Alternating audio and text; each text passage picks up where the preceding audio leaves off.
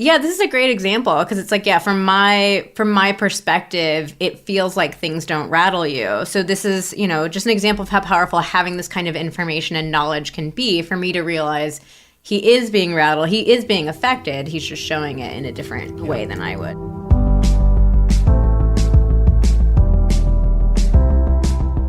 Hello and welcome to the Pillow Talks podcast. We're your hosts, Vanessa and Xander Marin. I'm a sex therapist with over 20 years of experience. And I'm just a regular dude. We share the ups and downs in our relationship while giving you step-by-step techniques for improving yours. Make sure you subscribe for your weekly double date full of totally doable sex tips, practical relationship advice, hilarious and honest stories of what really goes on behind closed bedroom doors, and so much more. It's the sex education you wish you'd had. Thanks to Dipsea for supporting Pillow Talks. Dipsea is an audio app full of short, sexy stories. You can get an extended 30-day free trial when you go to dipseastories.com/pillow.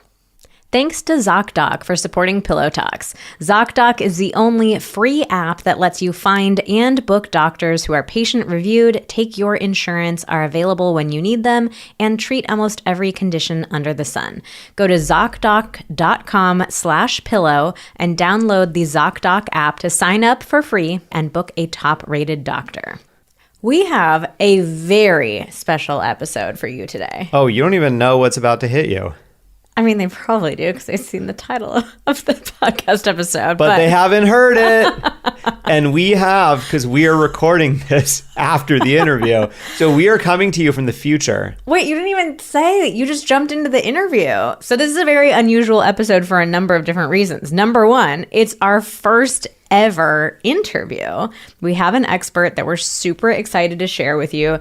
And to be totally transparent with you, we are not planning on having, this isn't going to become an interview podcast. We take the whole idea of guests very seriously, but we have an expert that we're so excited to share with you. And we think you're going to love her. And we also are doing this a little bit differently because we already recorded the interview and now we are coming back to just set it up and tell you a little bit about it. Yeah, we're coming back from the future, Yeah.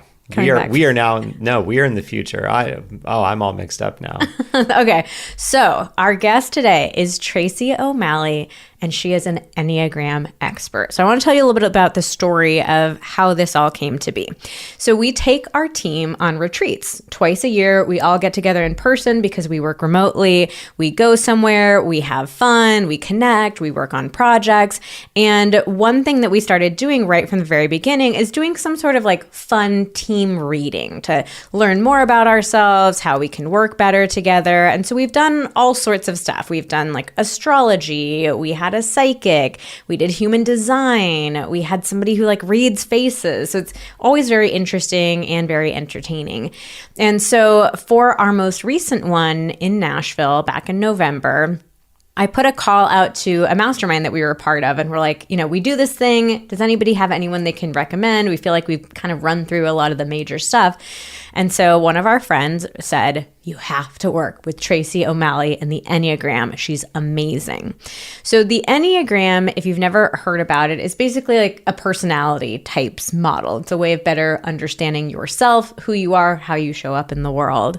And so we thought, okay, cool. Yeah, sounds like some of the other stuff we've done, astrology type of things. Yeah, and we were we kind of know the Enneagram. We've all taken the Enneagram test before. We already kind of knew, we thought we knew what types we were.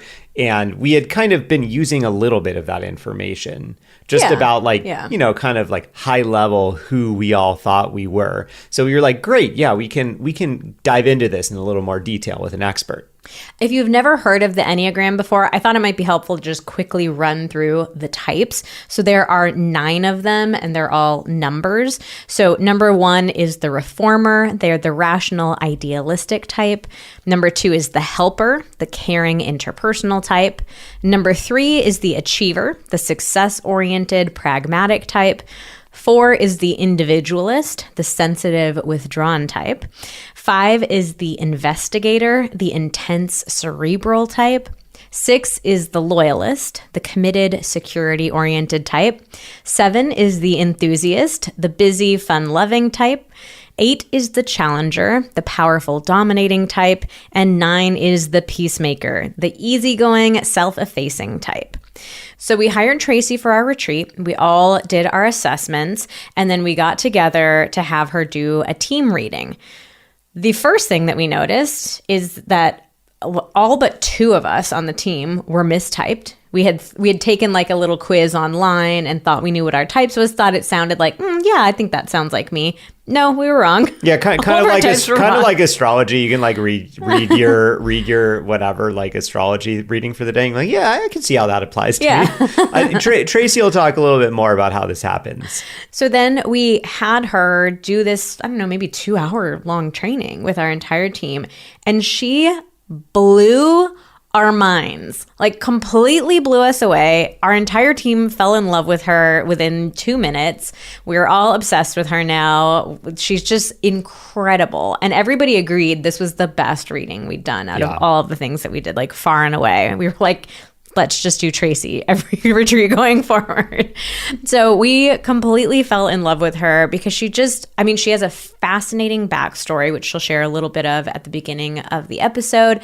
And she also approaches the Enneagram in such an interesting way. Like, I think personality models, it's very easy for them to feel limiting. You feel like you kind of get put in a box of like, oh, this is your type.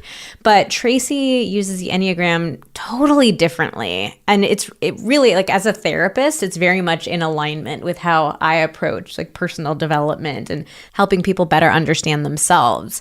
So I love her approach, and it's all about just understanding ourselves better, understanding how our dynamics can interact with other people's, and being able to come into relationships with compassion, empathy, understanding. There's also this whole other part of the Enneagram that we didn't know before, the Tritypes, which that blew our minds. Like, even just the name of each Tritype, when she went around to our team and described each person's Tritype name, we were all just like hysterically laughing because just the name of it nailed that person exactly. Yep. It was so good. So we thought we'd do this episode because we do get asked a lot about the Enneagram. When we do Ask Us Anythings on Sunday, a lot of people will ask, what's your Enneagram type? And so we thought it would be useful to just talk a little bit about this model, why it can be so interesting for understanding yourself and your relationships better. But we also thought, like, obviously, some of this podcast is a little bit voyeuristic. You know, we share like a lot of personal stories about ourselves. And we thought, we can have this be kind of like a mini therapy session. Oh, it was. It was. It absolutely turned into a therapy session. So we came prepared with challenges that come up in our relationship that we wanted to discuss with Tracy. And we gave her free rein to just share, share what are our challenges individually, and how do our challenges like butt up against each other's challenges? Like, what are the ups and downs in our relationship? So we really went there and talked a lot about dynamics that can be challenging for us. And Tracy gave us some really practical tips for how we can navigate those. So there is a lot of it that's about our relationship, but there are so many nuggets of wisdom that even if you don't happen to be our exact types, you can use in your own relationship. There's just a lot of relationship wisdom in this interview. So we are so excited to share it with you. But before you get into our little couples therapy Enneagram session, we got to give you the review of the week. This week's is entitled, Thank You. Recently connected to your podcast and social media out of chance. My husband shared an Instagram video that inspired the Bristle Reaction podcast, which I then tuned into first. I'm still going through your episodes, but wanted to say that I'm thanking you for your content. So many points that make me feel seen. Hands up, hallelujah emoji. Thank you for the clinical, authentic, also hilarious approach to a topic that is honestly so important. It's helped start dialogue between my husband and I, who have opposite drives, of course, and helps me reframe a lot of what I grew up with as someone influenced by purity culture too. We've been affected with major traumas and changes in life in the 6 years we've been together, so we found it vital to really make sure our marriage is healthy and we're supported as a team and partners. Thank you so much for this review. Yeah. Reviews go so far in helping the podcast succeed. It helps it get placed in front of new people so more couples can discover it. And we do this Review of the Week giveaway every single week. So here's how it works. Leave us a review on Apple Podcasts. Just go to the main Pillow Talks page, scroll to the bottom, and you will find the area where you can leave reviews. Leave a review, and every week going forward, you will be entered into our giveaway. If you hear your review read in an episode, you can email us at info@vmtherapy.com, and you will get to pick one of 4 masterclasses that you will get absolutely for free, just as our way of saying thank you. And if you don't have Apple Podcasts, other ways to support the show are following and subscribing. They're actually incredibly important. Like just hitting that tiny little follow button makes a big difference. So thank you so much for supporting the podcast and allowing us to continue creating so many free resources for our community. All right, so let's get into our interview with Tracy.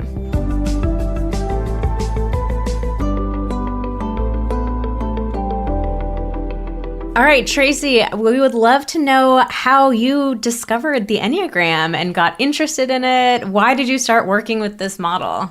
If you had told me 12 years ago this is the work I would be doing, I would have laughed at you because I came into the Enneagram kicking and screaming. I was not at the highest point in my life, and I was working with my therapist in day 2 of meeting her, and she's really tough and first therapist that really could see through my own bullshit.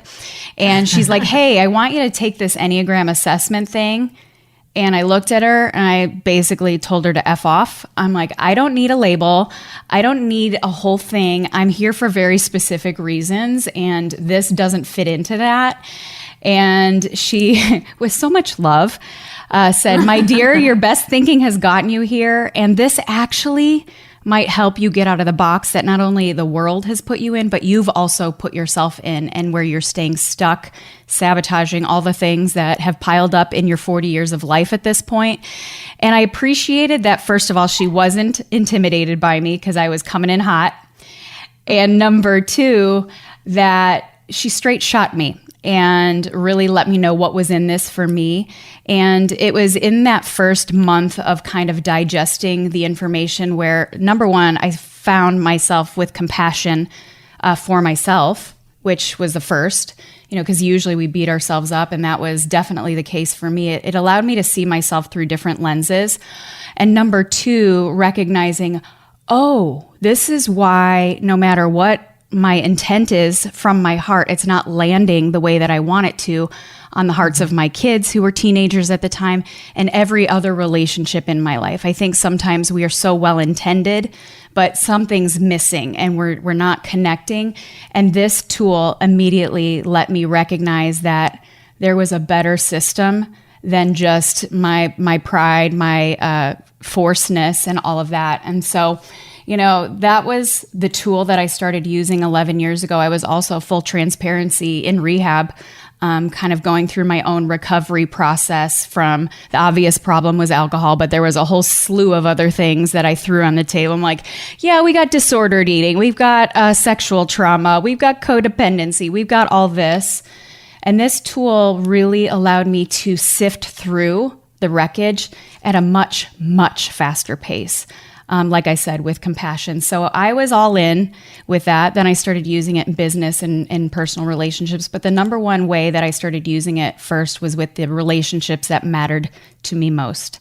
And it changed everything. Just having a deeper understanding first of myself and then the other people in my life. So yeah, kicking and screaming is how I came into it. Such a journey. I love that a therapist recommended it to you too, because I think a lot of times we look at models like this, like your Enneagram or your astrological signs, and we think they're kind of, silly, or there's not a lot of meat behind them. But to have a therapist want you to do this is really cool. So, okay, for anybody who's listening who doesn't know what the Enneagram is, can you give us a rundown of what this model is? So I'll give you kind of 2 quick descriptions, because there's like the Google vision or version of it, and then there's like why you need to understand it version, which is kind of like how I talk. So I want you to know that. But the Enneagram is a dynamic 9-point personality system that combines sophisticated modern psychology tools with like spirituality. It brings together 9 different archetypes of how we are motivated and how we fear, right? Great. What's in it for me? I'll tell you. So how I like to explain the Enneagram is this: like, we have our intuition and our nervous system, and they are beautiful divine gifts. Unfortunately, most of us bypass out of that pretty darn quick based on our experiences, our upbringing, our traumas, whatever. And we default to the parts of our personality that protect those fears, that kind of have us operating in a mode of not always in the highest functioning ways, right? It's survival most of the time. And when we default into those parts of our personality, there's superpowers there that are amazing. It's what makes us amazing. And those same superpowers can be the kryptonite in our life, right? And the real magic in the Enneagram is not changing who we are, but understanding who we are, but being very mindful that the come from that we kind of go about ourselves in the world is our responsibility. Because those superpowers can only be our superpowers when they're coming from love, compassion, empathy, service, grace, and a little bit of fun, right? That innocence. And those same things that are the things that make us magical and amazing and powerful can be the kryptonite in our life when they're coming from fear, insecurity, unworthiness, shame, guilt, and ego. Back when I was in rehab 11 years ago, my intensity absolutely is my superpower. It's what makes people feel safe and protected and empowered. And those very things took my ass to ground zero, right? Because when I was at that point in my life, it was all the fear, insecurity, unworthiness, shame, guilt, and ego. So the cool part about understanding the Enneagram is knowing that you don't have to change who you are, but you got to know it and you got to know where you're coming from. And then obviously when that one tool, our core Enneagram type, it isn't always the right tool for the job. Right? I can't live in the intensity all the time, even though it works well in some areas. There's other framework connected to our core Enneagram type. So we're more than just a number. We're more than just a label or an archetype thing. We've got these other tools in the toolbox that when it isn't the right tool for the job, we have these other things to kind of supplement into our life that can fill the gaps, kind of soften the blow of our superpowers, even when there are superpowers and things like that. But it's really cool. And I find when we use that kind of framework with the compassion and empathy and understanding ourselves, we go back into our intuition and we go back into our body and our nervous system, so that the parts of our personality that are what makes us us, they're operating from the most divine gifts of all, which is, those intuitive and the body, the vessel. So that's how I like to explain the Enneagram. And that's why we need to understand it.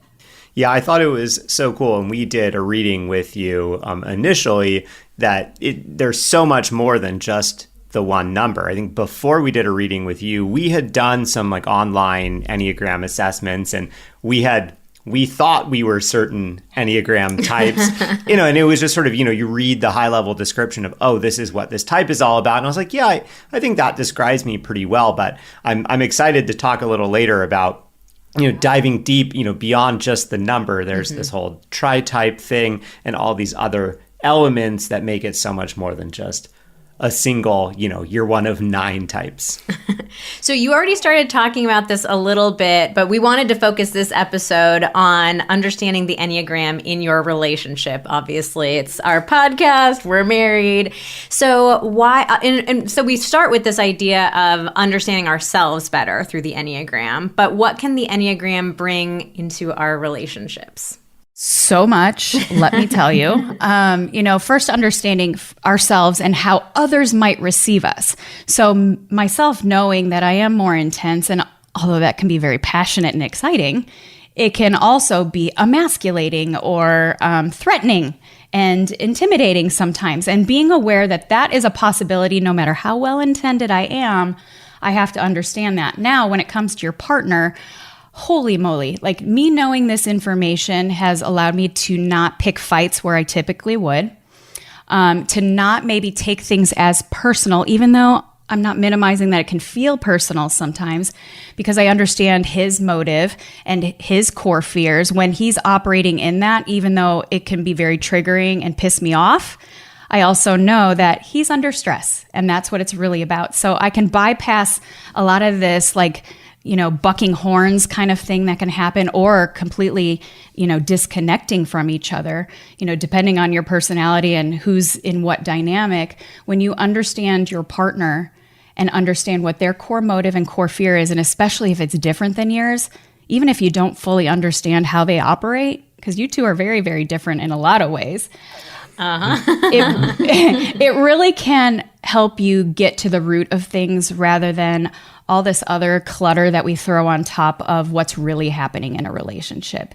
And when that person feels seen, heard, understood, and valued for who they are, and you're not trying to change them and all those things, deeper intimacy, hotter sex, growth in the relationship, all of that stuff happens. But it takes two. It always takes two. All right, so let's get into personal example here. So let's start with our individual types. So we discovered through you that I am a 7. I thought that I was a 3. I really thought I was a 3, but I'm a 7. So tell us, what is a 7 all about? Or actually, first, can you tell us, like, why is it that you actually may be a different number than some of the more cursory tests? Because I think that was a big thing for us. Like, we had our whole team do the assessment, and I think like half of us were mistyped. So I feel like we might as well start with that, since a lot of people might be tempted to just go do one of the freely available ones online. AI is the new hot thing, and although it's great in a lot of ways, it can't take a lot of our human experience into consideration. And unlike like human design or astrology, it's more than just plugging in our birth date, where we were born, and the time of day, right? This is psychology and spirituality coming together. And I do believe, we are divinely made up a certain way, but, this is where nature and nurture collide. And a lot of those, almost all of the online assessments are inaccurate 65 to 70% of the time. They're a great starting point, but don't just pop it in and say, boom, poof, here I am. And the thing is a lot of times what comes out in those assessments are a coping mechanism or the thing that protects your biggest fear. I mistyped as a 3 as well. And behaviorally, I can look very 3-like. Behaviorally, Vanessa, you do look very 3-like. Xander, you do seem very 9-like. Absolutely. But when we get to the core motive of everything we do and the core fear, that is where our core type is rooted. And so a lot of the AI and online assessments don't hit you at all the millions of different angles that my assessment does. And that's why a lot of times, you're going to get mistyped. And it's not common. It's not uncommon, Vanessa. Most high achieving women that I have found get mistyped as a 3, especially entrepreneurial women. Interesting. I see it a lot. And the fact that you're a self-preservation 7, it doesn't look like your typical, woohoo, extroverted, free-spirited kind of 7, even though you do have that playful innocence and like visionary aspect to you. That self-preservation part of the 7 I see is very often mistyped as 3s. So that being said, the 7 is the enthusiastic visionary. I am raising a 7. And my closest friends are all 7s because I need these in my life because I am not wired that way. That's why we get along so well. It is. It's just like, I see your blind spots. I am obsessed with your work. You bring lightness to everything that's kind of hard in this intimate space that, is challenging for a lot of us. But as the enthusiastic visionary, your core motive is having all options available to you and not being put in a box and don't tell you what to do and what is possible. And I think even in the work that you do as a sex therapist, you are so out of the box thinking and speaking and revolutionizing what we have known as sex talks, right? Like that is a total 7 thing, is like bringing a new lightness and a way that we go about things. Nothing is off the table for an Enneagram 7. There is no one way to do a thing for a 7. And if we try to put you in a box, that's when we get the more spicy parts of you. Or when somebody tells you, you can't do this, or you can't do it this way. You're like, oh, bitch, I'm going to show you. Like, seriously. I am well acquainted with those spicy bits. Let me tell you, Xander, raising one is one of those things that when she would get like that, like when she would feel like, options are being taken away, or the freedom and choices are being taken away. When my daughter used to get like that, me being an Enneagram 8, I was like, oh, we want to fight? Okay, I'm here to fight. I'm for that. And instead of me understanding that, oh, when Vanessa gets like that, that means she's feeling caged in or overwhelmed by people telling her what she can or can't do. And even though the spicy bits come out and usually come at the people they love the most, when you understand that, Xander, you can be a little more compassionate and know maybe some better language to use instead of, don't worry about it. Like, she's going to worry about it. She's going to worry about it. Oh, yeah. Oh, yes. Yeah, don't worry about it. Does not work on me. No. Yeah, that was, early on in our relationship, that caused a lot of problems because I've always looked at myself as sort of a bit of an optimist and like just having faith that things will work out. And I'd be like, oh, don't worry, everything will be fine. And be like, don't tell me that. Yeah, I learned that the hard way too. And now, like with an Enneagram 7, what I have found, you don't necessarily have to watch your tone or your timing as much, but the language that you use with a 7 is key because, like with my daughter, I can come in hot and spicy and aggressive, but if I have language at all that resembles like I'm boxing her in, the gloves are coming off. And we're going to go at it. And so, raising a sensitive empath, I don't have to be as mindful with the language, but the timing and tone is more important. And same thing with the boyfriend that I've got. I'm like, okay, I have to manage that. But with you guys, like, language will be everything with an Enneagram 7. Oh, God. I love how specific this is. Yeah, because I'm very specific about language. I can really hone in on certain words and can get triggered by certain words. Which ironically is interesting because I end up feeling boxed in by the language that I'm using, which is interesting. I know. So maybe that's a way that you could have some empathy for me because you don't like to be boxed in. And so then when I hear, oh, you just said that and therefore you must mean this, I feel like, oh my God, this word that I just casually used without really thinking it through, now I've been completely boxed into a perspective. Well, let's go to Xander. Can you tell us a little bit? So we discovered he's a 5. What is a 5 all about? Yes. Oh, I love 5s. And 5s and 8s, I have a connection. So like I get 5s, and why you do feel boxed in is because you're that quiet specialist and the investigator, right? And so you are motivated by being knowledgeable and prepared and having correct information. So especially when she starts picking apart what you do say, because you're not a man of a ton of words, but when you do use your words, you're very thought out and I don't want to use the word calculated because it's not the right word, but you're very intentional when you do speak. And if somebody's coming at you, picking it apart, it hits at your core fear, which is not being knowledgeable and not being resourceful and having the energy and the capacity to deal with the situation. So instead, you withdraw where she comes at it. Like, she's an assertive type, you're a withdrawn type, and I have the same dynamic in my relationship too. Like, I'm the more assertive type, he's a more withdrawn type. So, being mindful that if you're going to come at him with a reflection, compassion on the front end of it, and understanding that I know, like, you may not have seen this, and I totally get why. I totally get your perspective, even if you don't completely. Like, knowing that if you just come in and say, you did this and you said this, he's going to withdraw 100%. And that's his human kind of safety mechanism, right? The 5s are the most introverted tendencies. They have the most introverted tendencies on the Enneagram because their biggest fear is not having the resources and energy capacity. So they kind of hoard all of that knowledge and wisdom and energy.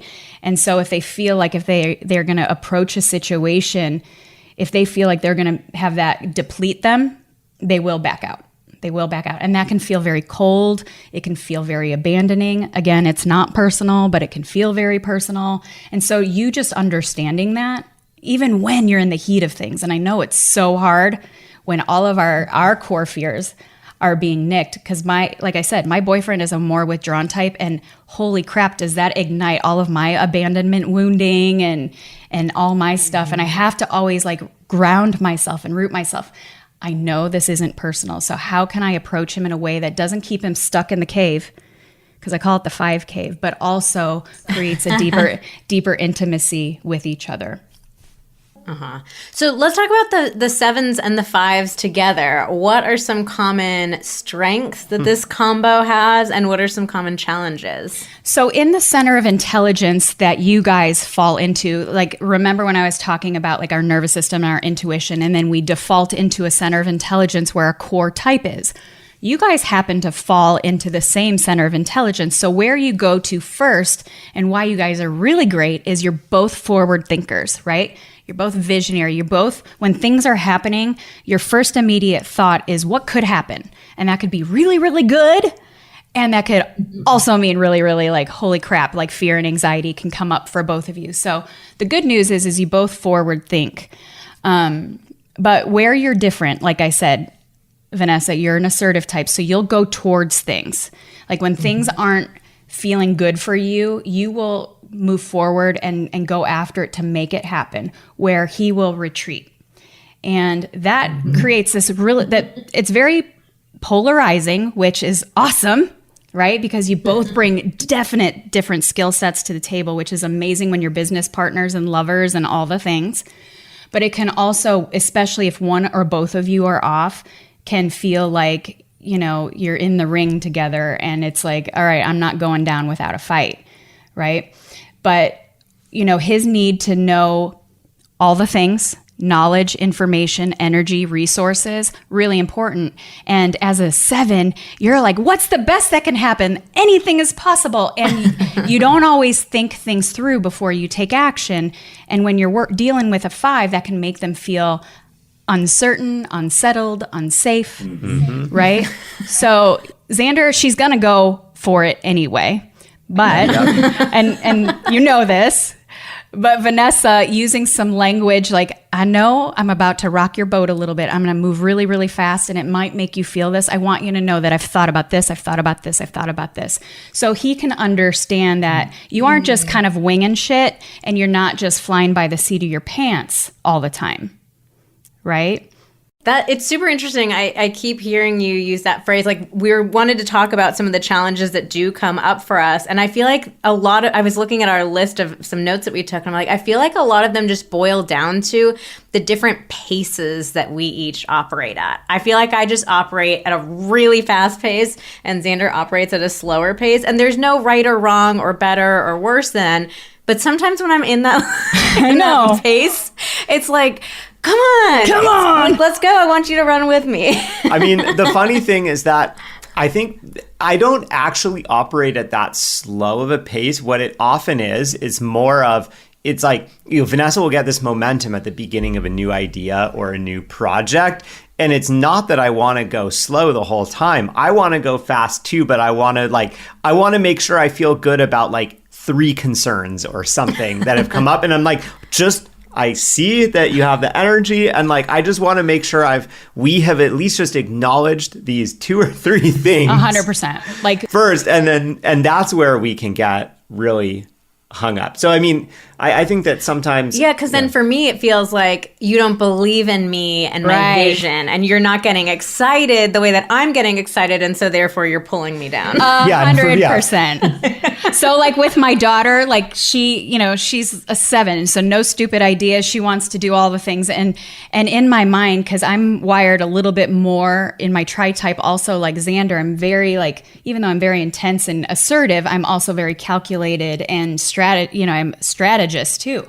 And so when my daughter is, no stupid idea time and brain dumping all the big ideas in my brain, I'm like, how the hell is that going to happen? There's no freaking way. And I know this, but I have to say, listen, you're going to freaking do all of it. No problem. What 2 are we doing right now? Like, let's pick the 2 apart that you want to do right now. We're going to put all the other ones on the board. They're all happening. No doubt about it. And with that same excitement, so she knows like, oh, cool. Because a 7 just needs you to believe that they're going to be able to do all the things. I can do all the things, babe. And a 5 needs to understand that you have some thought process in all of this, and you're not going to put him in an uncomfortable situation, especially where he might look stupid or incapable. And because you're business partners, and lovers and marriage partners and life partners, it's really important that even though you do move very, very fast, and in your Tritype, all three are assertive types, so you will move way faster. And Xander does move fast, but it'll never be at your pace. But being mindful that she needs to understand that you believe in her and that everything's possible, and he needs to understand that you take his safety, security, and need to know a few things, just a few things. You guys have been in this together, 14 years or something? 15 years together? Yeah, we're coming up on 16? Yeah, 16 this year. So obviously he gets it, but the more that you can respect his need to know just even a couple things will allow him to buy in and be as excited as you in the let's freaking go aspect of things. And maybe what I can try is when you have an idea or something, you're starting to run with it, is that I can acknowledge hey, I'm super excited about this idea. I totally believe in it.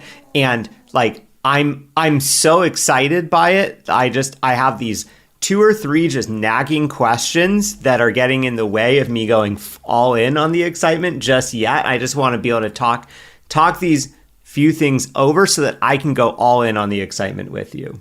Don't use the word nagging. Though. Nagging? Okay. But it's, because for me, what it feels like is that, I am excited about something, and inside of me, there's this battle of I want to be really excited about this, and there's just these 2 things that I want to just talk through with someone so that I can feel 100% amazing about it rather than just disregarding them. And I worry, often Vanessa will hear those 2 things and she will come to the conclusion that I'm not excited about it. And I'm like, no, I'm 95% excited about it, and I just want to get rid of that other 5%. What I'm curious, what is that about me that I can get the wind sucked out of my sails so quickly? Yeah, and I'm like, this isn't even a big concern that I have, but it feels like it to her. It feels like it, yeah. Because you're a visionary, and you see the end zone, and you see at the very end of this how beautiful it is, and you don't love the process, and you don't love the systems to get there, and all the details. You just want to run real fast to the end zone, which is amazing. Who doesn't love to score the touchdown, right? And celebrate in the end zone. But for him, he needs to understand, for him to be running down the whole, field with you, he just needs to understand a few things. And the other thing that you as a 7, this is a beautiful reason why you guys also work. And I remember when I was telling my daughter about her 7-ness, and I was telling her she's connected to the 5. You're connected to the 5. It's one of your supplemental tools in your toolbox is the 5. And she was like, oh my God, that's so boring. And it's too much information. And what I usually like to say to a 7, it's you guys walk around with glitter and seeds in your hand. Right? And you throw them around, and that's what we love about you. You get us all really freaking excited. Very, very excited. You have couples that are telling you all the seeds that you've been throwing out and all these beautiful things that you've created for your audience. You've made them excited to try things that are very scary for them. So that is your gift. The thing with the 7, though, if you're throwing your seeds out, knowing they can produce the most beautiful fruit, if you don't have the container and the environment for them to take root, then, the wind is going to blow, or the rain is going to wash them away, the birds are going to eat them, and nothing gets produced. So as a 7, knowing that you kind of have to go into a 5 cave from time to time, just tiny, tiny bits of time, not for very long, to create that environment, that container, so that all these beautiful ideas and creations and visions that you do have as a 7 can actually take root and produce the end zone vision that you have. So knowing that 5 is your strength card. Yeah, I do have that in me. I can go really deep into a research mode and gathering information. I can get obsessed about even something silly like skincare, and then I'm researching, what are the ingredients and how do they put stuff together? But in work, I can definitely go, okay, let me figure out, I'm going to gather all the information for this new course that we want to make, and what's the outline and what's the flow of it. So I definitely can go to that information gatherer part of my brain. This also has to do with that self-preservation part of you, the instinct of the 7 that you happen to fall under. It's safety, security, and comfort, right? So it can make the 7, like for work, it's very different because that is like, I mean, you love what you do, you're passionate about what you do, but it's also what keeps a roof over your head. It's also what gives you security, right? It is what you do for a living. And especially if somebody is slowing down your process and you're headed towards that end zone, whether it's the vision or the safety and security, yeah, it's going to ruffle your feathers a little bit. And you're going to be like, let's go. I want to do it. Or you're going to be angry and get more rigid and perfectionistic and critical. Before we go any further, let's tell you a little bit more about Dipsea. We have been getting DMs from so many of you telling us that you are experimenting with Dipsea and really loving it, which makes us so excited to hear. So Dipsea is an audio app that shares short, sexy audio stories. So it's like a sexy podcast. You get to listen to a story. It's right into your ears. It is a very interesting and novel way to get yourself turned on and excited. Low desire is one of the number one complaint, probably the number one complaint that we hear about from our community. And this can be a really incredible and simple way to light a little bit of a spark. So there are hundreds and hundreds of stories to choose from. The app is designed by women for women. And there is a story about anything and everything that you can imagine. So you can explore old favorite fantasies that you have. You can experiment with some new fantasies that you might not have realized that you had. There's just so much to check out within the app, and they're even releasing new content every week. They're even starting to expand into sleep stories if you need a little bit of help falling to sleep, some wellness sessions, and also sexy stories that you can read. So if you have been curious to read some stories, I know a lot of people these days are hitting up those book talk books, but this is an easy way to have a couple of options all within your fingertips. It's a really great app. And the bottom line is that you can have a 30-day extended free trial. Dipsea is offering this just for listeners of Pillow Talk. So with a 30-day free trial, it's like there is nothing to lose. Check it out. See if you like it. See if it's lighting that spark for you. If it's not, there's nothing to lose, but I really think that you're going to be surprised by how exciting it can be. So go to dipseastories.com/pillow to get that extended 30-day free trial, 30 days of full access. Go to DIPSEA stories.com/pillow, dipseastories.com/pillow. A few weeks back, we did an episode called Is This Normal? And this is also a question that might come up around your health. I mean, I think we have all been there, right? We are secretly Googling these symptoms that we have, trying to figure it out.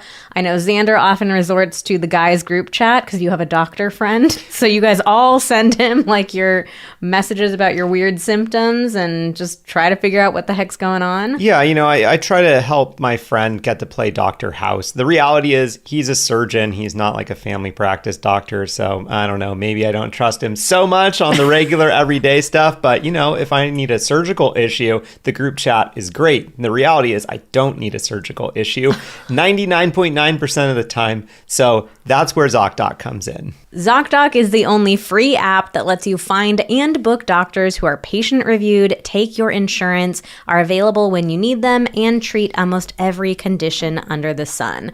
So it is time to stop driving yourself nuts, to increasing your anxiety because you're just Googling around, trying to figure out what's going on. Just turn to ZocDoc to be your trusted guide. You can make sure they're in your neighborhood. They have great reviews. They are available for appointments right away. ZocDoc just makes everything so easy. It really lessens the burden, minimizes any surprises. So go to ZocDoc.com/pillow and download the ZocDoc app for free. Then find and book a top-rated doctor today. Many are available within 24 hours. That's ZocDoc.com/pillow. ZocDoc.com/pillow. Well, let's get into the Tritypes now, because this was something that I had never known about before we did that session with you. So can you describe what are the Tritypes And then tell us what our Tritypes are. Yeah, this is next level Enneagram stuff. And this is really where emotional intelligence and critical thinking and full bodied understanding of ourselves. And this is also why this is probably also why you mistyped as a 3, because it's in your Tritype. It's also why, like, you and my daughter are both 7s, but you're very different. Like, you're motivated the same way, you fear the same way, but how you go about getting those things looks very, very different because your Tritypes are really different, right? And so remember at the beginning when I was talking about the intuition and nervous system, I'm going to keep going back to that because that's the holy grail in all of this, right? Is to be able to be in that as much as humanly possible. And then we default into the center of intelligence where our core Enneagram type falls. So you guys fall into the thinking center of intelligence. Well, there's 2 other centers of intelligence on the Enneagram, and 3 types fall into each of those centers of intelligence. So there's 3 in the thinking center, the 5, 6, and 7. There's 3 in the instinctual or body center, which are the 8, 9, and 1. And then there's 3 that fall into the feeling center, which are the 2s, the 3s, and the 4s. Now, we do use all 3 centers of intelligence, obviously. We will always use our core one to exhaustion first, almost always. Like, you'll go through all of your 7 and 5 ways. You'll use the lines and the wings that are connected to you, the other kind of tools in your toolbox. But when that doesn't always work, this is when we'll kind of default to the other centers of intelligence. Now, in the instinctual center of intelligence, those 3 types where I'm included in that, we go into what is happening right now. Like when things are happening, we are very instinctual. What is happening right now? Those 3 are motivated by some form of independence, autonomy, and control. And then in the feeling center, those 3 types, the 2s, 3s, and 4s, go into what has happened, right? And they're motivated by significance. Now, you guys being in the core type, in the core center of intelligence of the thinking center, you're motivated by certainty, what could happen. Now, when we are operating in what is happening now and what has happened for you two, you dominate in a type in the instinctual center and the feeling center. It doesn't mean you're ever motivated like those 2 types that you also lean into, but they are great resources and they can be very amazing, right? When we use them in proper ways, and also in other ways that can also kind of see where we go down a different rabbit hole. Right. And when I was understanding my own Tritype, I was like, well, this makes a hell of a lot of sense. Like, yeah, I'm an 8 and I'm spicy and I'm aggressive and all those things. But when I go into the past, I operate a certain way. And when I'm going into the future, I operate a certain way. And so this is where our Tritype comes into play. And so you, Vanessa, like I said, you have all 3 of the assertive types. So there's 3 assertive types, there's 3 withdrawn types, and there's 3 compliant types. And you happen to have all the, and there's 1 in each center, and you have the assertive types in all 3. So even though you're a self-preservation 7, your Tritype is the 7, 3, 8 combo. So when you are operating in the feels and into what has happened, you operate very much like a 3, which doesn't like to slow down at all. Like, they are see a goal, hit a goal, see a goal, hit a goal. So when you have your big ideas, you immediately like, okay, let's go. Right? Because even when you kind of seek evidence from the past, you don't always look at like the bad things that happen. You see how this has worked out for you, so you're just going to go. Right? And then in the instinctual center, you dominate like an 8, which is what I am. And they're not afraid of anything. And they're like about being strong and the flex and proving like, I got this. I got this. So you can see where that 7, 3, 8 combo can be really, really amazing to make things happen, but also where you can leave people in the dust. And it can make you feel unsafe to people because it's like, God, has she really thought this through? Or am I just part of the plan here? Is she really into me? Or is she really like care about me? Right? So understanding that mover and shaker, which is the archetype that Tritype is called, you're the entrepreneur of the Enneagram, even with the Tritype. And so understanding that the 3, 7, 8, like I said, you're called the mover and shaker, which means you're ambitious. That's the 3. Innovative. That's the 7. And the 8 is protective. So you want to be efficient and happy and straightforward. You are a go-getter. You are focused on the prize. You're an expansive powerhouse. You see the big picture and have the will and the strength to make it happen. like I said, you're an empire builder for sure. And obstacles are seen as competitive challenges. Whereas for somebody like Xander, like the obstacles can slow down his whole process because his Tritype is completely different than yours. Completely. So the cool part about this is each of your Tritypes don't have matching numbers. And so you bring a lot of elements that you need to be a great team together. But without understanding of that, it can create friction and disconnection if we don't know what we're working with. We bring 6 of the 9, our forces combined. Hey, 6 and 9, it's a good little number right there. So for Xander, obviously, he resides in the thinking center as well. And as a 5, he will always be motivated and fearful like a 5.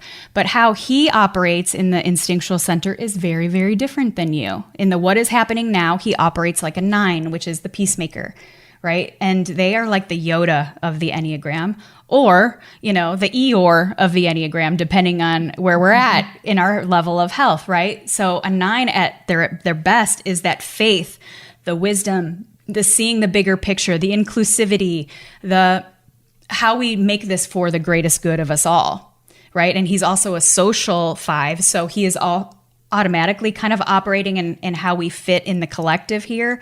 But that 9 energy brings this faith and wisdom and how do we speak this in a way that honors us all and what's in it for us all. Where Vanessa, you can be like blinders on and just going for the end zone all the time. And it's why you guys are great, as long as you understand that. And then in the feeling center, Xander operates like a 2, which is, so do I. And that is the compassionate, empathetic, considerate helper. So that 5-9, or the 2 and 9 are very service driven for other people, where the 5 is kind of the intellectual gatherer.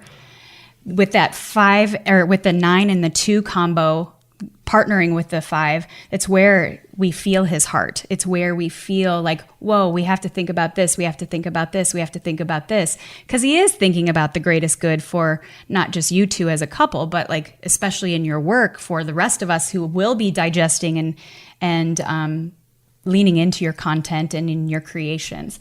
And so as the 2-5 or the 5-2-9, he's called the problem solver. Really great. When you got a mover and shaker, you need an integrator. Like a mover and shaker can't operate without an integrator, problem solver, and that is what Xander is. So with the 5-2-9 combo, he's caring, which is the 2, right? Knowledgeable, which is the 5, and accepting, which is the 9. So he wants to be helpful, wise, and peaceful. He has a shy, gentle, reserved nature and tends to focus on what is harmonious, right? And when he's not at his best, this is where self-abandoning can come in. This is where numbing out can come in, right? So like it's really, really great that he's got these, but we also have to be mindful. Like this is where I can kind of shut down and go into the shell and go into that 5 cave where nobody can find you. Yep. Yeah, I know. Yeah, it's interesting hearing you describe that, especially sort of like the social elements of the 5, and hearing the way that you describe that. Like I can see how, yeah, for me, the way that I can feel empathy and also sort of like see this bigger picture of how I or we fit in with other people, it at times can be really exhausting from a social or an emotional perspective if I have any type of anxiety, because it can turn into social anxiety really quickly if it's like, oh, I don't fit or I don't belong here, or like I'm not able to bring the harmony that I want to be able to bring to a situation. Well, and your Tritype is interesting because the 5 is super objective and able to disconnect emotionally, which is great. It's what makes you great. But then you've got these competing things in the other centers that are empathetic and are sensitive and are considerate of others. And so when they're clashing against each other, it is exhausting. And it is like, I'm tapping out. I can't keep at this pace. And so just understanding that about yourself, and where you can get into trouble, obviously, is when that becomes too much for you. Either you isolate and shut people out, or you might focus excessively on the needs of others, which creates, a codependency trap, or, the self-abandonment kind of things. So struggling with that just being mindful of it. And it doesn't mean we pull out the shame stick when we kind of go into the unhealthy. It's like, this is where we find compassion, and where can we use this other framework to kind of meet ourselves where we're at with compassion, empathy, love, grace, and then also take action, because inaction, when you feel overwhelmed, is what happens for the problem solver. It's when it's too much, you feel like you're not good enough, there's no harmony possible, and you are tapped out of energy and resources and knowledge. Xander's like, I'm out. Yeah, screw it. Mm-hmm. And you can be right in front of somebody and be completely out, and they may see you, but they're like, something just happened energetically, and they can't put their finger on it. And that's where, it can feel cold, and not caring. And we both know, like, that's not the case, but being mindful and I can do that too. Because you and I have similar Tritypes. I'm different. Obviously I have the 8 and you have the 9, but I have the 2 as well. So just being mindful that can happen, and how do you move through that, or communicate in a way it's like, listen, this is what's happening right now. I don't feel real good about this, and I'm just going to go to my little cave temporarily. It isn't personal, I promise you. But I need to kind of gather myself here, and I'll come out of this better, stronger, and ready to rock with you. Yeah, I've definitely found that when I'm feeling that way, just the simple exercise of just trying to express to Vanessa, like, oh, I'm feeling a little withdrawn right now, or I'm feeling bummed out, or I'm feeling whatever, just naming that a little bit. I mean, then that brings that connection back. Let me ask you something, Vanessa, when he says that to you, because 7s don't love being stuck even in hard feelings. So I have a friend that's a self-preservation 7, and when her husband and partner gets into, like, I'm not feeling so good, I'm feeling withdrawn, I'm feeling maybe not my best. Part of her, before she understood this, was like, okay, now let's get a plan to kind of bust you out of this. Do you try to rush his process?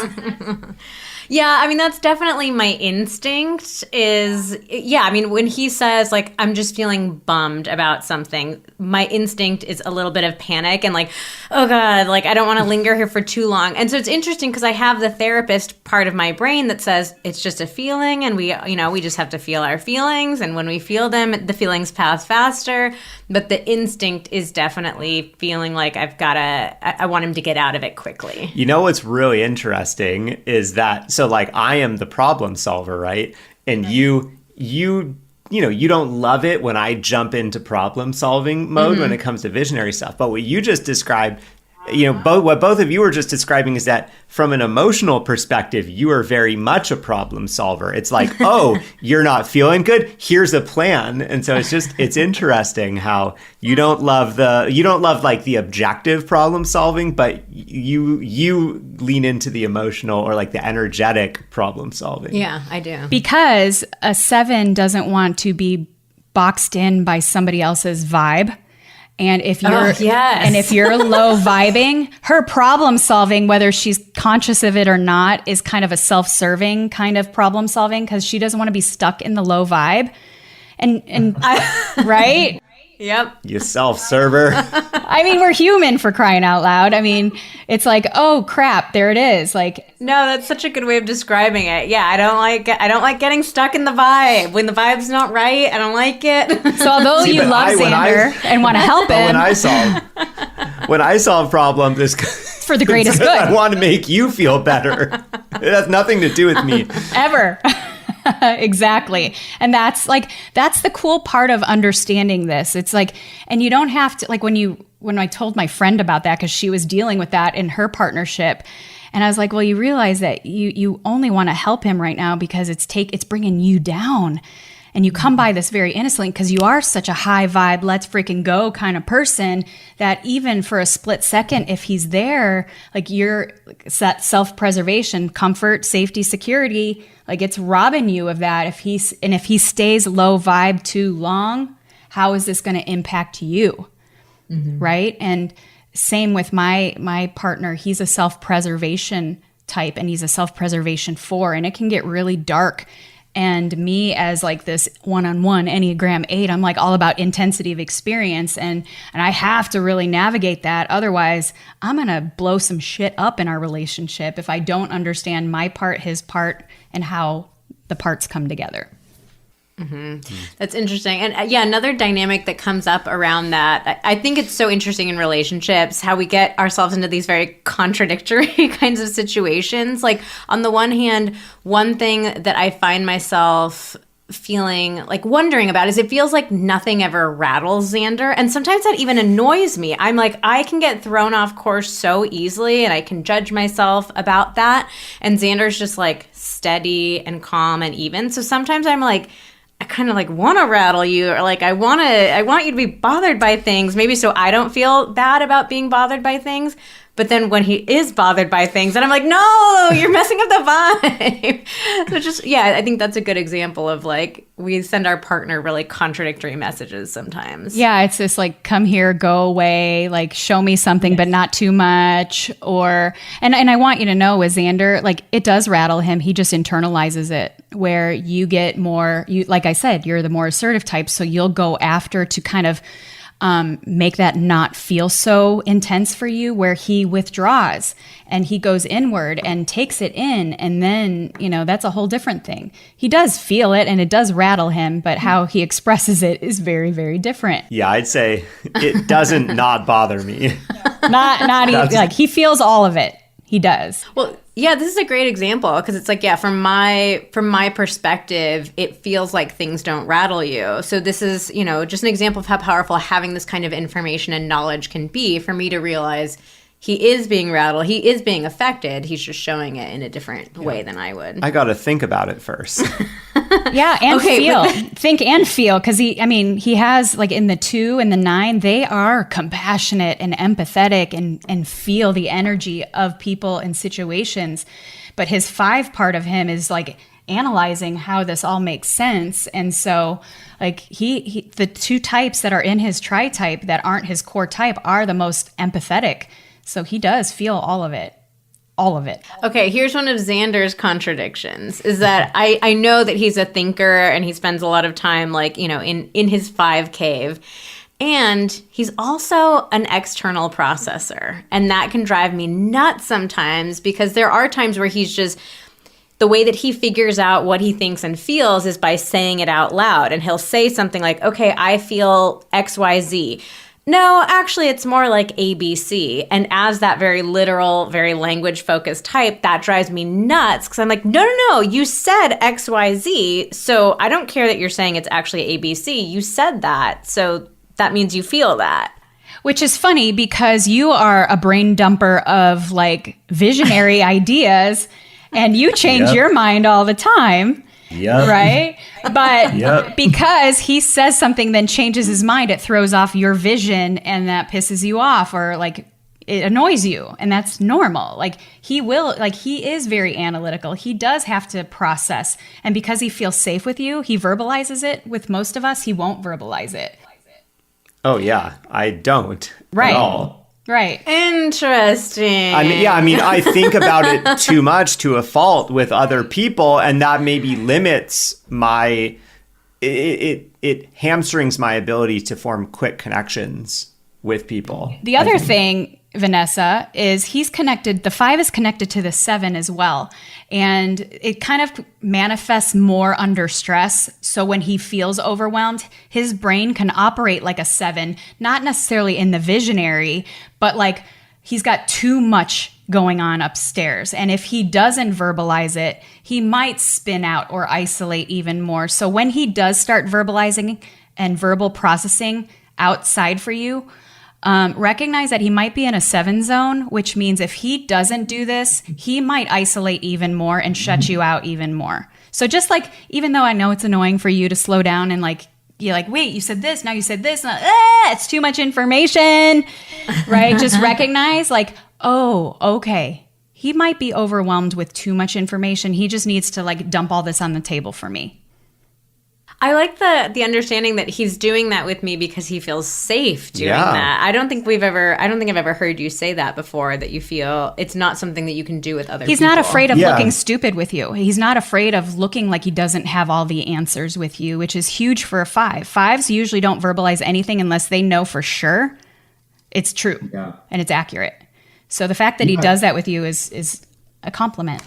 What a reframe. Yeah. Well, I mean, because I feel like we've talked about this before in that, like, a lot of the things that I struggle with outside of our relationship, like socially or whatever, like you've never had that same experience with me. Like, and I feel like you've commented on that before. You're like, well, how, like, you can't not be good at that because, like, you're great at that with me. You don't have any trouble talking about this with me or sharing, do whatever it is. And at the same time, it's like outside of my relationship with you, a lot of these things are really challenging. Interesting. It's a beautiful thing. It's a compliment.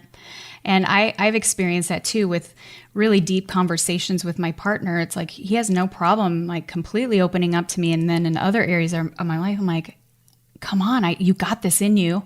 But I get it. And I also recognize that means he feels, intimacy is into me, you see. And having that level of intimacy with somebody, like you have the most beautiful form of intimacy in the fact that he feels safe to open and let you see all parts of him, even the parts that have no idea what the hell's going on. Which for a 5, that is like their biggest fear, is not being knowledgeable and wise and prepared. So, so next time it annoys you, just remember it's a compliment.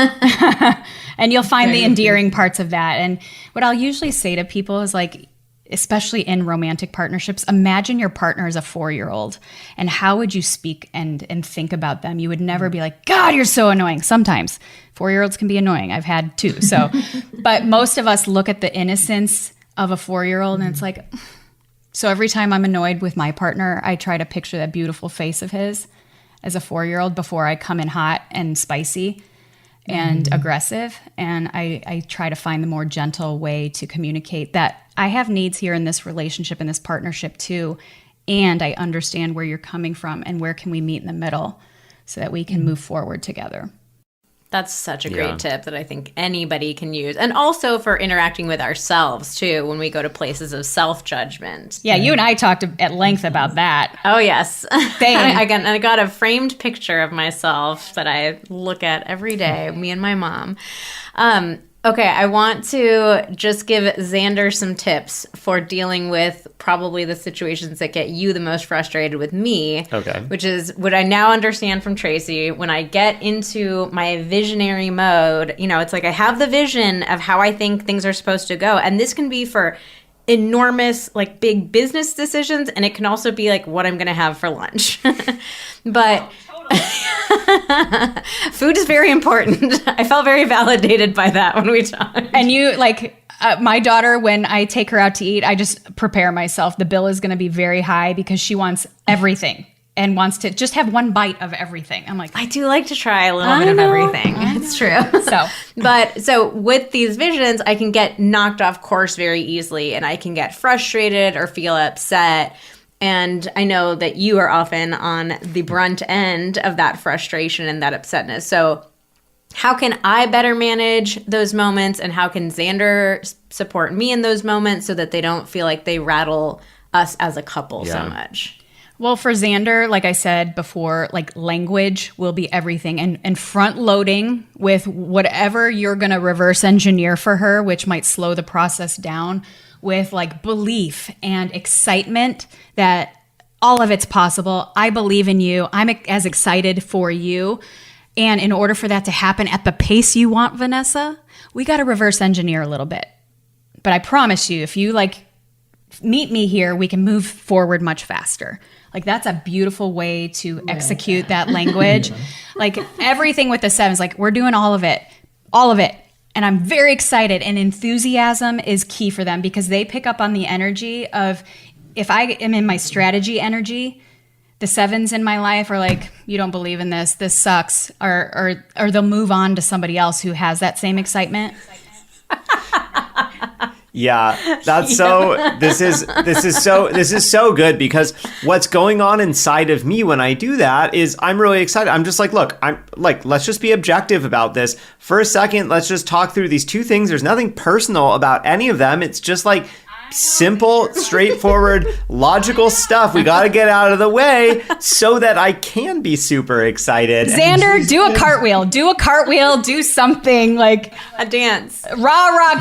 Get some pom-poms or something. Like with my sevens, like even if, because I'm going into strategy and reverse engineering immediately in everything, and I'm poking holes in everything. It's just how I'm wired, and it's why I'm great. But when I'm dealing with a 7, if I don't energetically, even though like my brain is going, oh my God, impossible. Energetically, I have to be like, okay, be enthusiastic and supportive of who they are first, so that they actually buy into my strategy. Because the thing is the 7s in my life know I am their biggest fan, hype girl, cheerleader, like believer in them. And because I am that, and I get to that energy right away, I'm the very first person when it comes to reverse engineering, creating systems around it.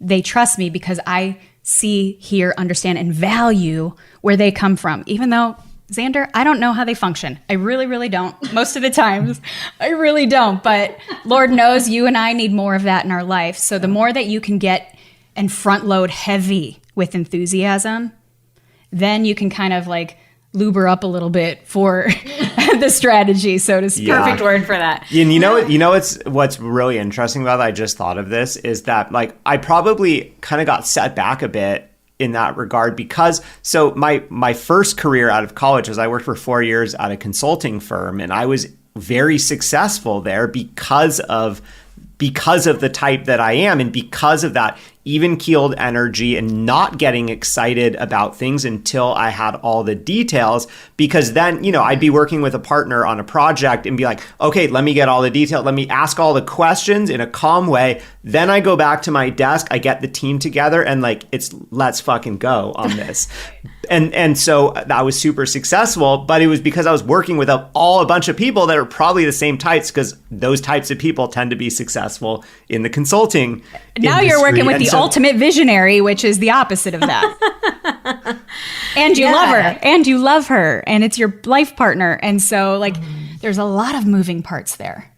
For sure. Yeah. I mean, I think we will need to listen to this episode and go back and listen to Tracy describe it, because when she said it, I was like, okay, good. But then when you were practicing it like earlier and you're like, I have the 2 nagging questions, I'm still thinking about nagging. And I'm like, not the nagging question. What I need to do is when I'm asking the questions, I need to just do a silly dance, because we've discovered recently when Vanessa's vibe seems to get thrown off, and she's like, she's going downhill, and I'm like, wait, what's going on? Like, I feel fine.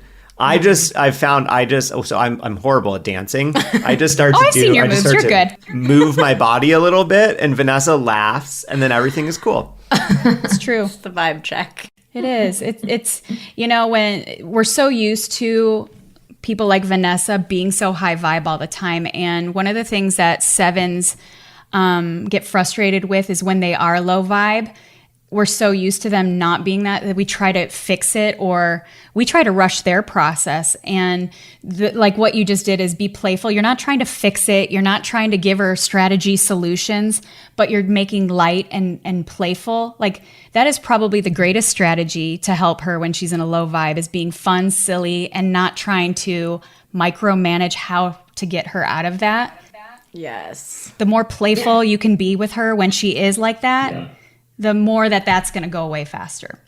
We stumbled upon an Enneagram solution here. Yeah, because Xander's approach for basically our entire relationship was like trying to talk me out of it, and the more, so that this is when we reverse and you become the pursuer and I'm the distancer. Like the more you would push at me, the more I'm like, I don't want to, I'm stuck and I don't want to get out of being stuck.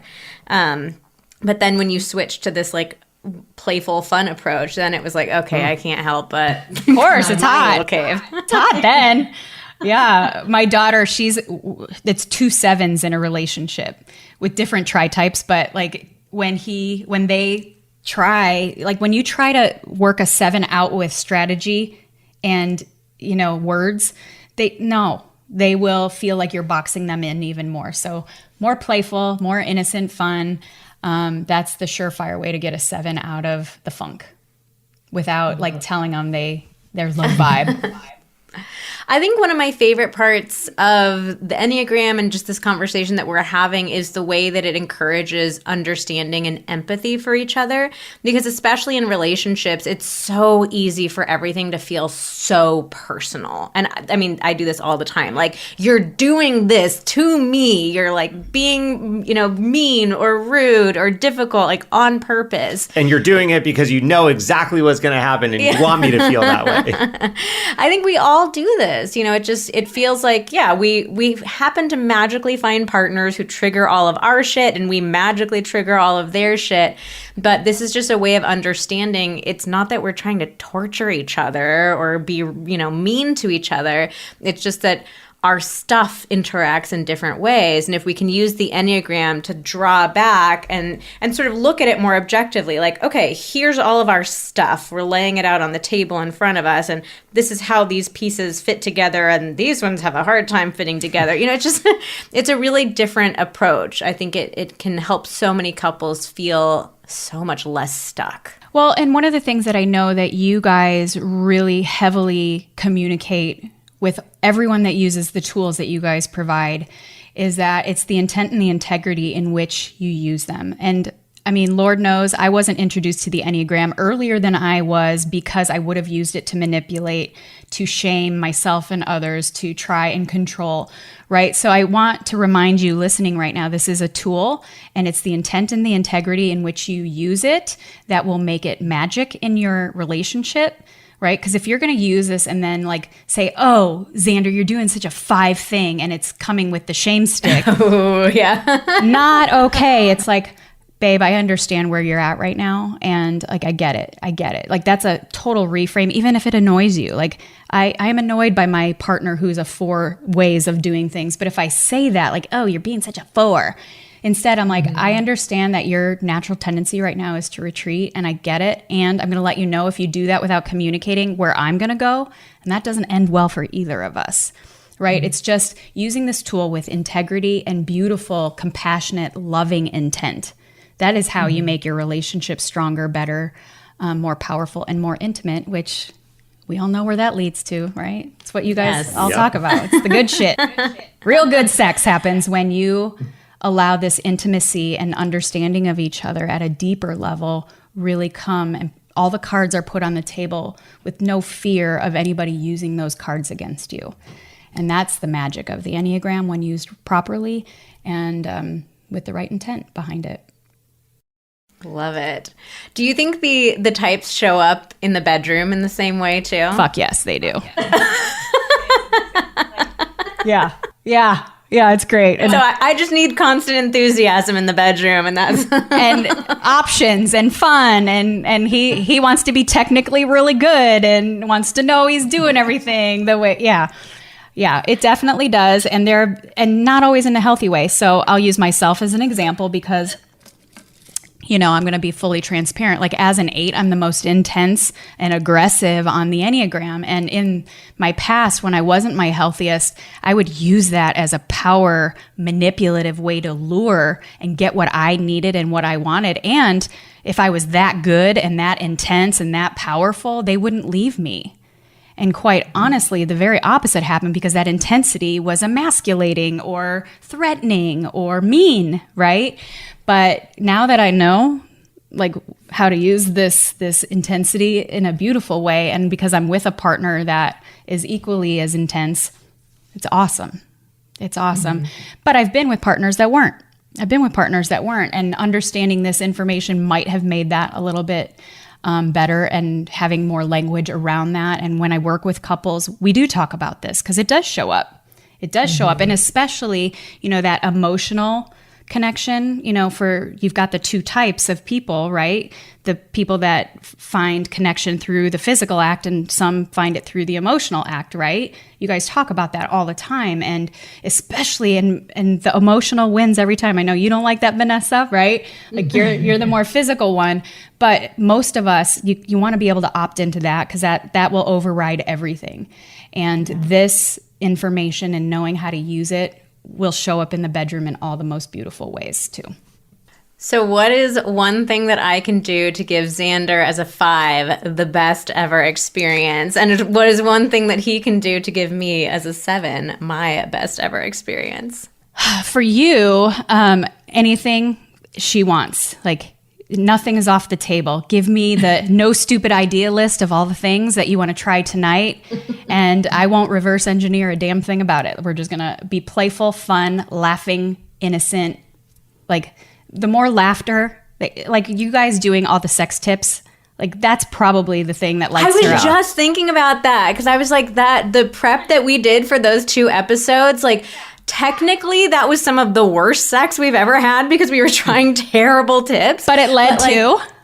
But it was fun. like the experience overall was one that I will never forget because it was so much fun, like laughing and trying these and having this like list of things that we were going to try. Like it was super fun for me. Yeah. Well, I mean, and also that's like where I think my relationship with our sex life really changed was that there was for, I don't know, probably more than 50% of our relationship, I was scared to try new things because I wanted to be technically competent or I wasn't sure that I was going to like something. And so I would manipulate the situation to shut down ideas and, to kind of direct us back towards the familiar. And when I finally realized that it has nothing to do with it's not about me and how good I am, and it's just about the shared experience that we have. That's like when things completely changed. Mm-hmm. And for him, even though you guys probably know this, but like he is a romantic. There is a part of him that is a romantic. That 2, the 9, like he's going to tend to want to just make it about pleasing you and making sure you have the best experience. But that 2 part of him and that 9 part of him, there's this underlying desire of their needs being met, and without having to use words. He will never probably typically ask for what he would ideally want. And so the more that you could maybe slow down and just get real serious in a romantic, sensual kind of way might light him up but he doesn't want to have to ask for it. He will never want to ask for it, because he doesn't want to look incompetent, even though I know with you guys it's different, but just whether he's conscious of this or not, that 2-9 part of him in the Tritype wants him to believe that his needs aren't as important as yours. So anytime you can go over the top with taking care of him without him having to express it or verbalize it, win, win, win, win, win, and promise you he will over-deliver for you every freaking time. Yeah, I love that. So I can make you king for the night, and you can come up with a list of terrible sex tips for us to try together. All right, great.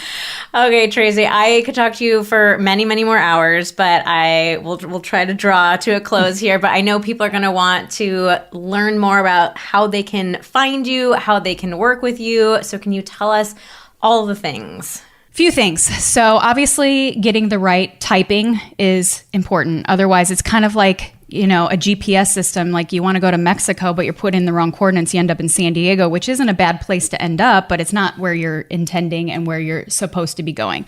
So having the right information is really, really key. I have an assessment that is accurate over 95% of the time, and I've created custom blueprints. It's like your roadmap. It's seriously your soul handbook that gives you all the ins and outs of who you are, all the components that are attached to you, so that you know what you're working with.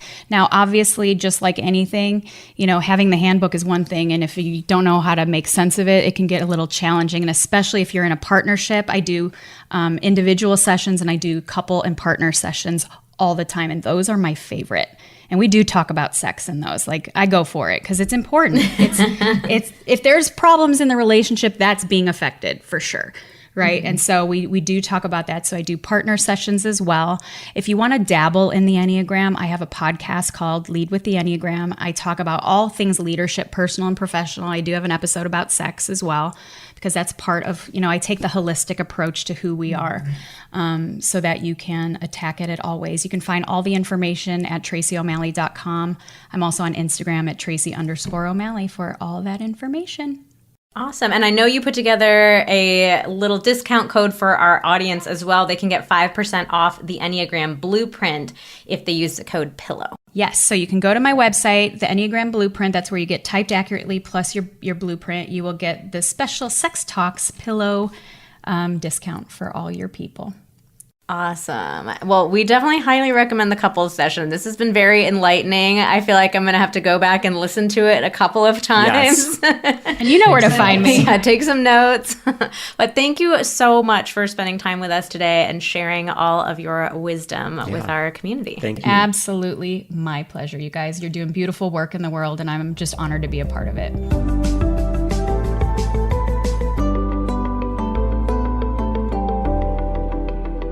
All right. Wasn't that amazing?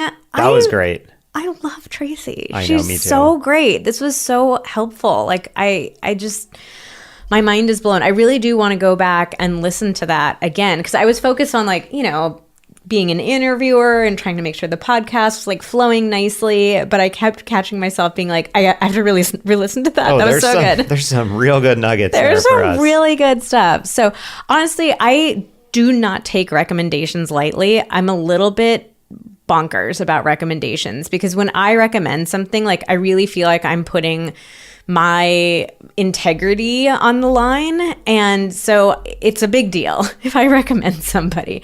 And I just love Tracy so much. I think she's wonderful. I love her heart and her energy and just cannot highly recommend working with her if you feel drawn to, or just at least following her, checking her stuff out. She's so great. And we will put all the links that she mentioned in the show notes. So we hope that that's been helpful for you. Just learning more about the Enneagram, how it might be able to serve you and your relationship, stoking some curiosity. Yeah, let us know what you think. Let us know what you think about the Enneagram. Let us know what you think about having Tracy as a guest. We love your feedback. All right, well, that's it for today's episode of Pillow Talks. Thank you so much for listening. Join us again next week when we'll have advice from our queer community for our queer community.